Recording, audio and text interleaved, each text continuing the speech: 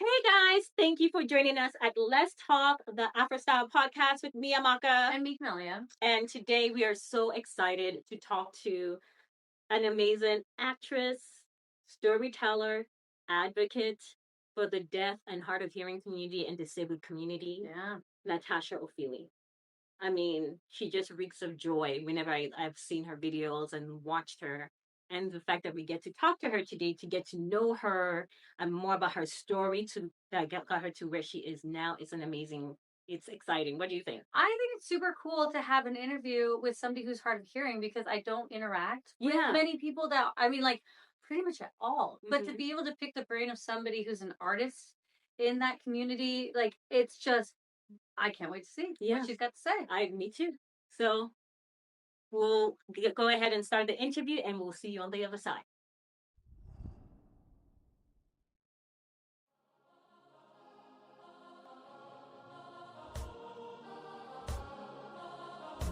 Hi! Oh my God. Hi. How are you two? Good. So good. So good. You are looking fabulous. Thank you. I'm trying my best. Me too. That's so cool. Thank you so much. And I love your hat. Oh, thank you. Thank you. Hopefully it stays on. But yeah, I understand that you follow our magazine, and so thank you for that. So I really appreciate that. I'm a big fan. Oh, thank you. I love your stuff. I mean, it's really fascinating with fashion and the art. Really, it's so inspiring. Oh, thank you. Thank you for creating that platform. Oh, I appreciate it. Thank you. Thank you. And you're my Nigerian sister. So I'm like, of course. It's like, yes. Hi, Cal. So awesome. Awesome. It's funny with myself, I'm half Sierra Leonean. Oh. My mom's from Sierra Leone and my dad's Nigerian. Okay. So I got the two Africans in me. Oh, yeah. So you had a lot of pressure. So we'll even get started right now. So you had a lot of pressure on you to make it. It's like you either make it or we'll deal with you when we get home. How was that pressure on you That's real. Yeah. So how was that pressure on you when it came to paving a path for yourself? And I know it's kind of like a stigma kind of thing with where we're from, but did you have a lot of pushback from your parents in terms of going down the path of where you are now? Oh yes. Oh yes. I'm so happy to talk about this. This is so refreshing to talk about Awesome. African stuff. Yeah. Understand my family background and the pressure too. My mom came to America, so I'm first generation here. I have a sister and a brother. And that pressure, of course, our culture with education is the most important thing. You have to make it through education. So they want you to become a doctor, or a psychologist, a scientist, or a computer engineer, all of that stuff. So I feel like my mom gave me a lot of pressure because she gave me the best education. Yes. My sister and my brother both went to private schools, but I couldn't go to a private school because I was deaf. Yeah. So my mom tried to find the best deaf and hard of hearing program, and she found one in Burbank. So she gave me the best encouragement and education possible. And I'm very grateful for my mom. She didn't panic when she found out, oh my God, I'm going to have a deaf child. She really just rolled up her sleeves and gave it her all. And she gave me all the tools and resources to make it in life. So I went to college and I studied psychology. But I didn't last that long. Oh, wow. Yeah, it didn't last. My sister went to college first. I was second in line. So there was a lot of pressure there too, because my sister went to Northwestern University. And so that was a big step, and it was hard to step in behind my sister. But I went to college and I studied psychology and I wasn't enjoying it. I was feeling like, what is this? What is the purpose of this? And I really loved art. I was always a big artist my whole life. And it wasn't really spotlit in our household.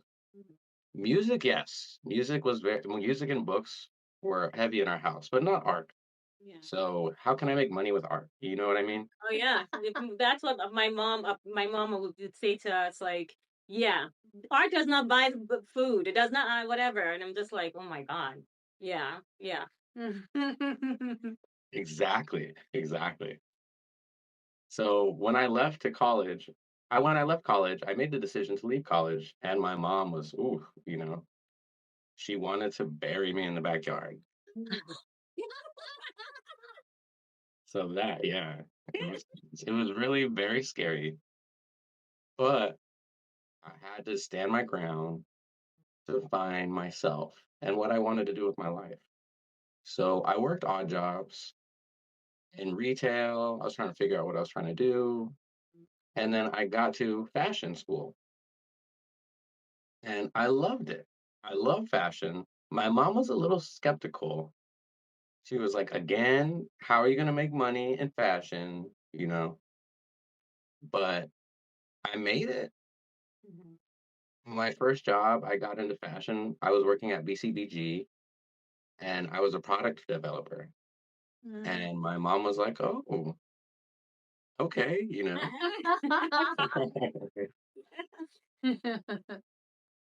But working in fashion, I started as an assistant designer and I worked my way up. And I thought this is it. This was going to be my life. And I would continue in fashion design and become a vice president. But then I pivoted to Hollywood and it was an innocent accident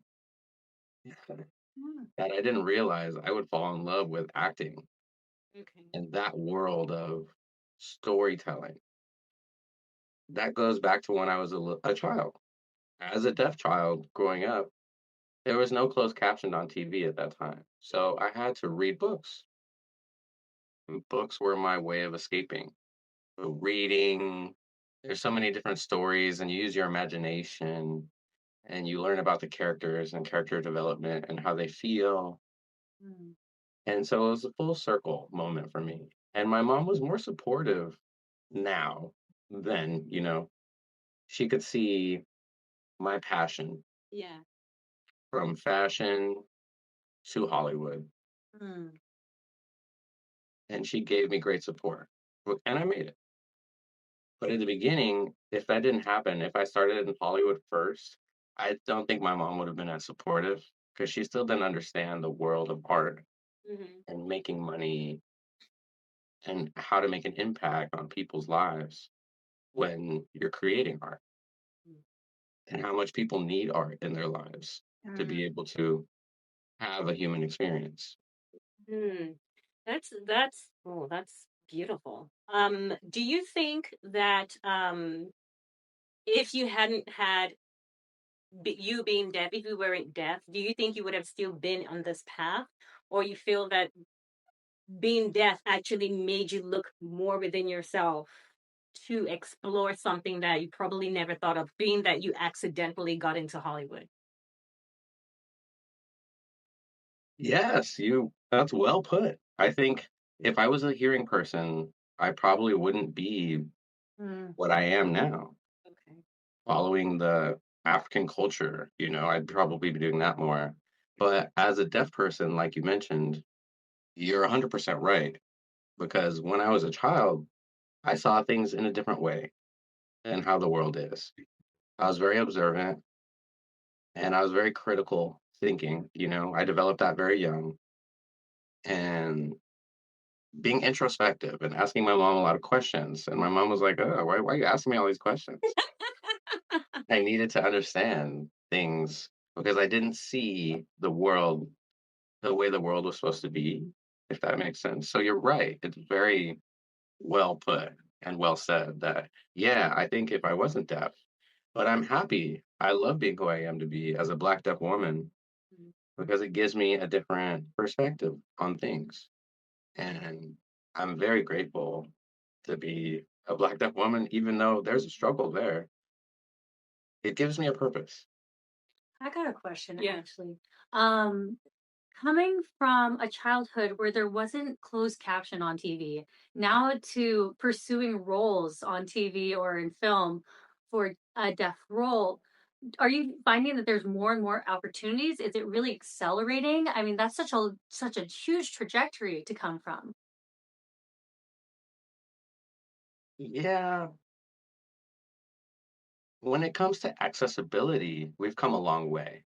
And that's a huge win with not having closed caption to having box caption outside of the TV system. And now they're actually on the TV with the remote. So that's a huge win for everyone. But when it comes to Hollywood and representation, you have some opportunities for deaf characters. However, bluntly speaking, all of most of those roles are white deaf characters.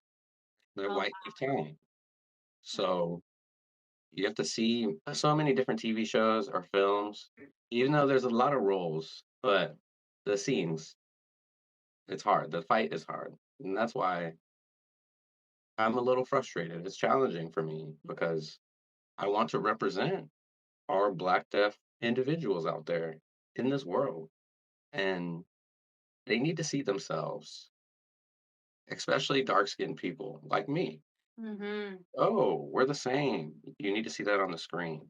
And when I went to elementary school here in LA, I visited one in LA and I saw a bunch of black deaf girls. And that was unusual to see a lot of black deaf girls. Usually there are few, but there were like five. So, the total BIPOC hard of hearing or deaf students, there's only like 15. And I remember showing up to class and they ran to me and to give me huge hugs, and they were so excited.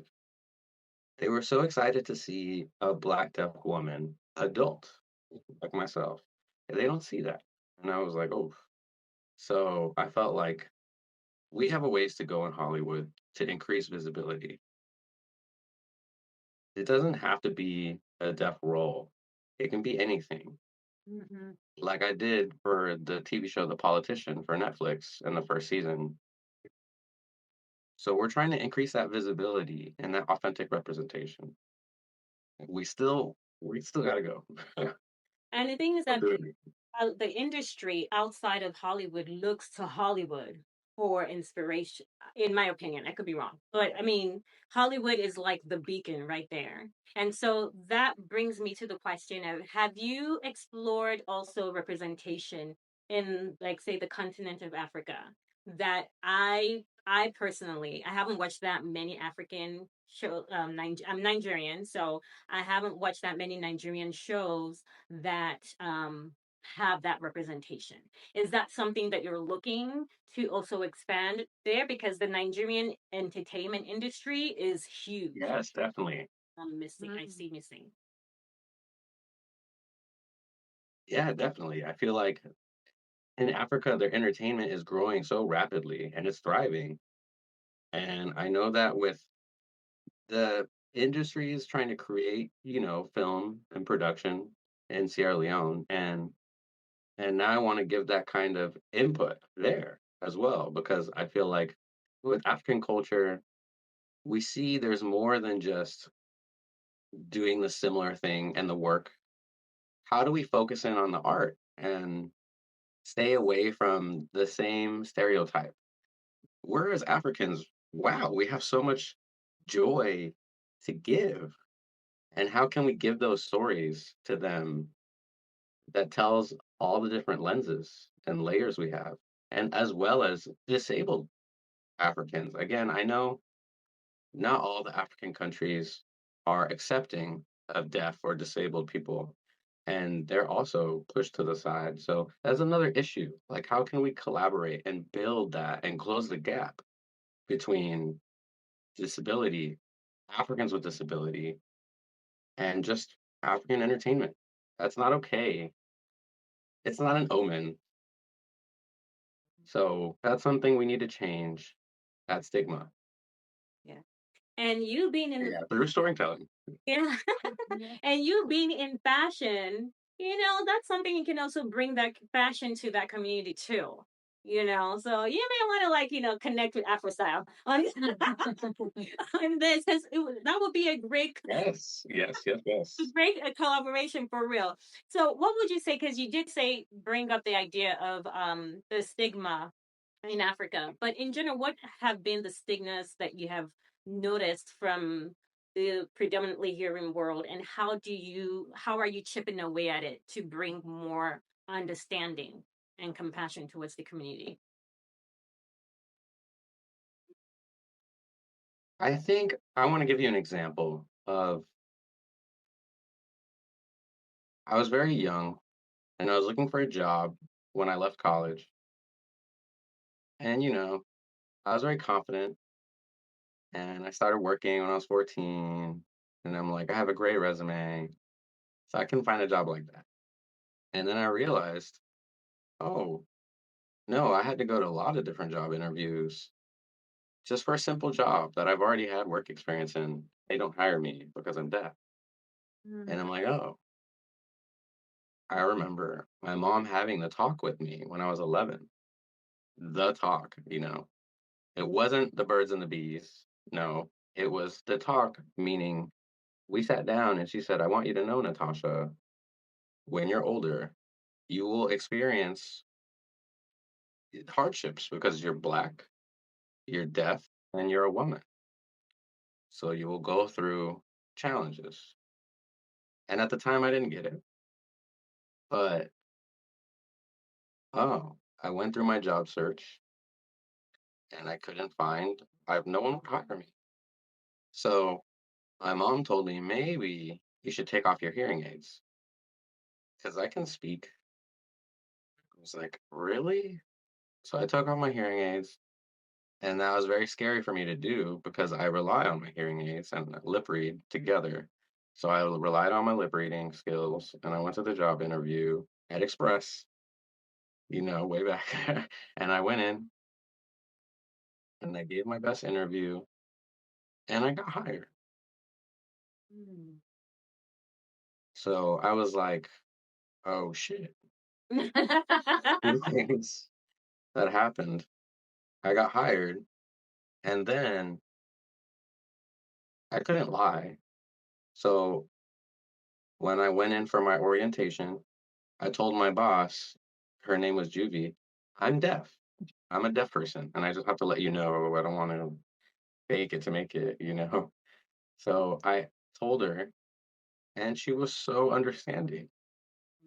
And I was like, oh. And I realized I had another realization. That meant there are great people out there that will give you a chance, but there's not many. Mm.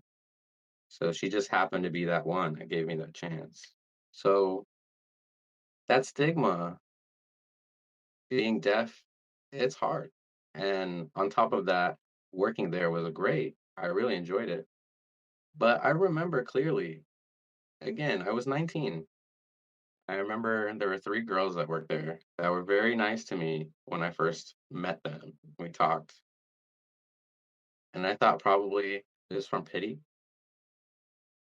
And then as I went on working and I did so well, and I love fashion, and I love working with customers, and they slowly became not nice. Mm. And I became top seller for 3 months straight. Jealousy. That's what it was. Go ahead.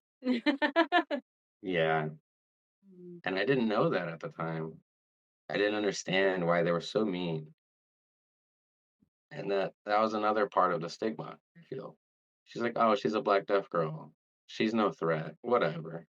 Uh, Mm. and so all of that is in me. It's part of my life. So I have to navigate that, working in fashion and then working in Hollywood. And I've learned those people exist. So I have to set the example of who I am. And of course, I never take any bullshit either. I Mm-hmm. feel like if you don't take any bullshit, then they see, oh, you're a strong woman and you don't take any nonsense. And you have to show us your capabilities to change that narrative. Wow. And I'm not some pity case, like I don't know how to do things. And of course, you lead with love in your heart. And that always wins. Mm. I feel like that's why I'm successful because I'll never let anyone walk over me. However, I'll still lead with love and have a conversation. And if something's wrong, I'll say something. Creating an opening for both sides. Beautiful. Yes, so beautiful. Tell us a little bit about being called on to work in the Marvel universe for the game that you worked on. What was that like? What was the audition process like? Can you just give us some inside experience there? Yeah, thank you. The Spider-Man game, Marvel, I got the audition from an agency and it was just simple. It just said they're looking for a black deaf girl who was in high school. She's a graffiti artist, and that's it. It didn't say Marvel, it didn't say anything. So I read the lines. So I did have an old shirt from Zara and I spray painted "Who is he" on it. And I wore that for my audition. And typically in the process, you audition and then you get a call back and then you audition again. And I think maybe within like a few weeks, I just got the role from my tape. And that's it. There was no callback. And I was like, whoa. And then when I found out that it was Marvel, I was like, what? Yes. Yeah. They did that for a purpose because they wanted you to focus, and then you got it. That is awesome. That's beautiful. Yeah. Awesome. It's really great. It's incredible what they did, the way they did it. And are there going to be more Marvel roles coming up outside of the game? Are you going to be other opportunities coming up for you? I'm just manifesting, Amen. really. I hope they do live action. That would be awesome. That would be awesome. You never know. Yeah, that would be amazing. Just remember us little people over here. You know, Yeah, free of tickets, course. you know. So, question. So, next one is Coldplay. She's a huge fan of Coldplay. So, how did we get, how did you get into that? And you, from what I understand, you also were part of the directive direction team in putting it together. Absolutely. So, how did that come together? I met Chris Martin of Coldplay in January 2022, and he wanted to learn ASL for his song, uh, for the tour. And so when we first met, of course, I was nervous, and I was like, but we first met, and it was just an instant connection, like instantly. We didn't even like go through the list. So we literally just gestured the entire time. And I used my phone. I went through the ABCs. It was nice. We didn't use our voices. It was just an instant connection again. And then later, we went for breakfast. We went for brunch at his house with my husband. And he had like some family and a few friends. And we didn't realize there was going to be so many people there. My husband's deaf as well. Mhm. So we were using our phones to talk to everybody, Oh, communicate. And we have an app called Otter that like listens to people. So it was a great time. It was beautiful.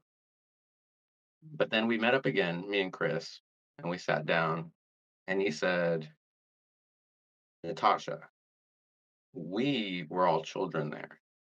And I'm like, what? What do you mean? What are you talking about?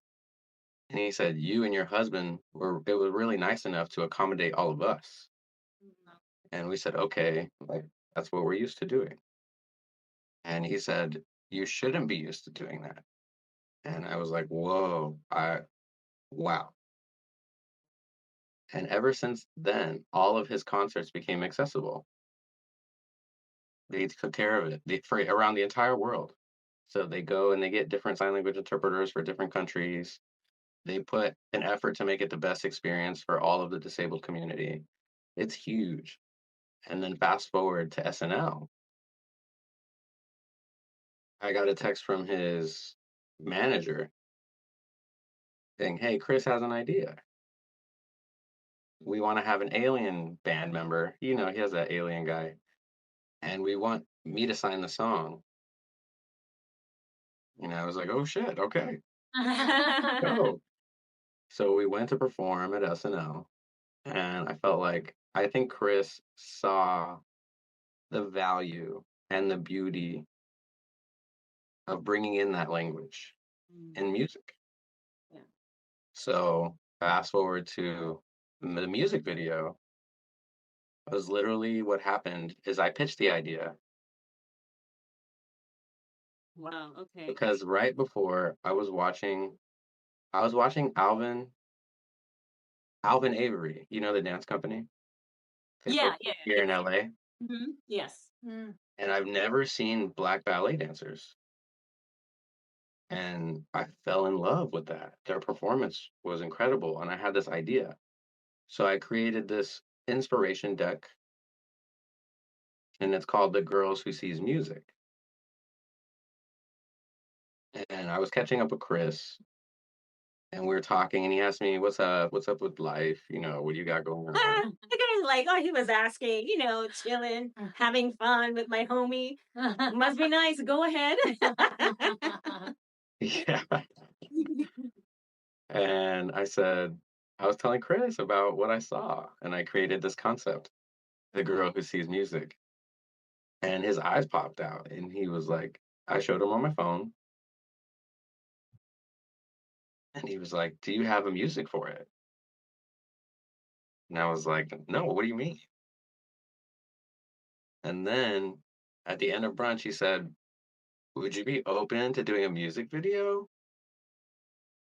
Wow. And I was like, "Whoa, yeah, of course. Yeah, whatever." Inside I'm freaking out, but really, I was trying to play it cool. I had to play it cool. Wow. So the next step, like within 2 weeks, I met with his whole team, and the song, "It Feels Like I'm Falling in Love," wasn't even part of the record to begin with. So they got it improved from the label to use that song for my idea. And I became the creative director, and I worked on the storyboard. I put it all together, getting everything ready. I got the shot list, and then I worked with the director, Ben Moore, and he was just an awesome collaborative partner. We would both go at it, and we flew to Greece, and we filmed there. We filmed in Romania too. It's beautiful, but good. Jealous. My goodness. All right, go ahead. Yeah, and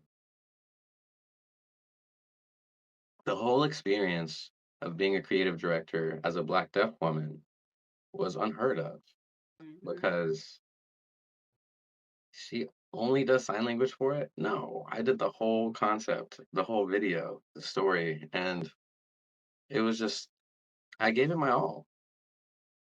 And his team was so supportive and so open minded. And they gave me any resources, especially when it came to music, because they had to create an ASL translation for it. And they haven't even finished the song yet.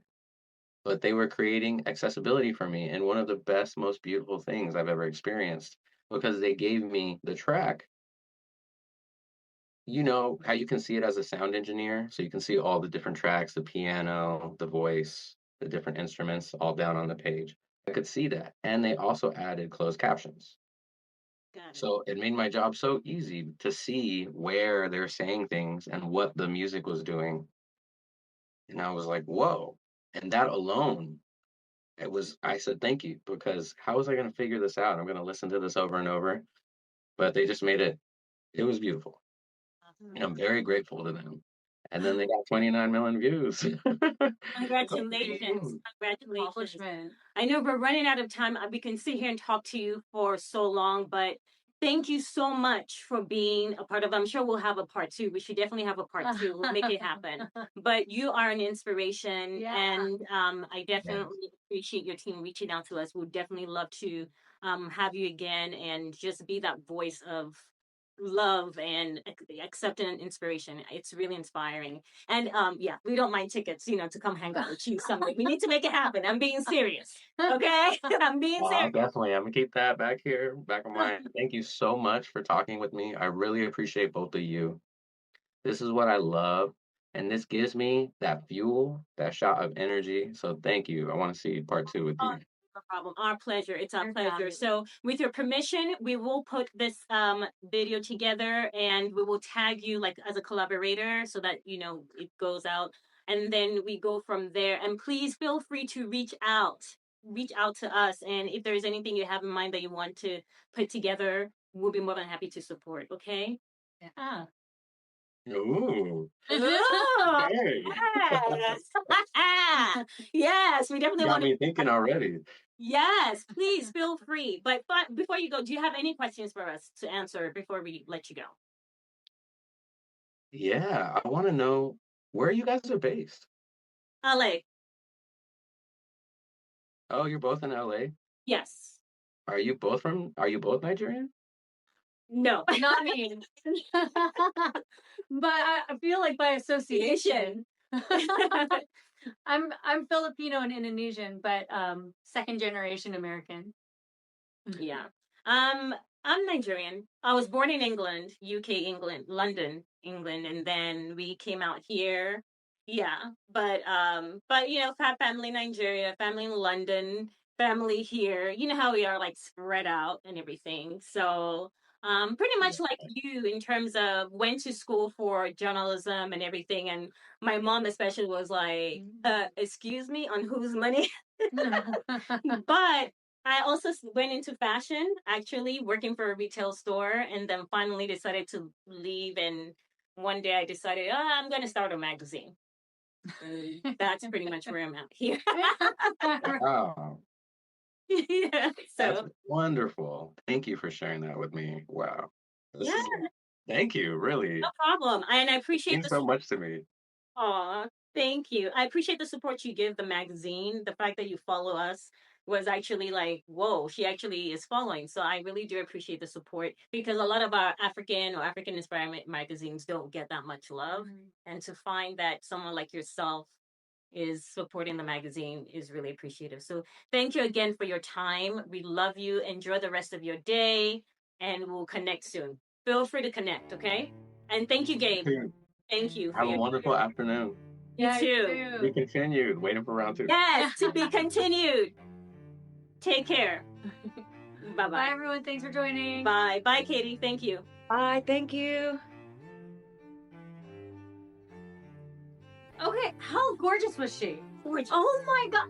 Girl. And it was the light within. I feel like everyone you interview has this just beaming light that needs to get That out. needs to get out. I'm It's just so like, amazing. it's a freaking amazing. So, you guys, it was such an honor to talk to her. Cool. There was just this feeling of, I don't know what it was. There was just this feeling of love as she was talking. And then she kind of takes you through the story. She's definitely a good storyteller.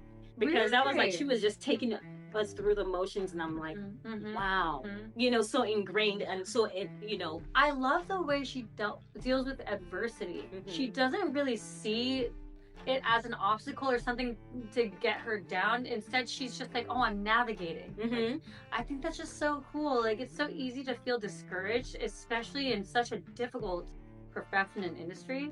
And she's just like, no, I'm gonna do this. Yeah, and it's gonna if work. You got a problem, like, cool, I'm still doing it. Yeah, I'm gonna make it happen. And that's what's up. And she does it with love. You know how we do stuff and we're like, we smack you with the head and you're like, but I do it with love. So it was so great. You guys, comment below, let us know your thoughts, and let us know what you loved about the interview. And we'll definitely be reading it. Thank you so much for joining us, and enjoy the rest of your day. Au revoir. Bye.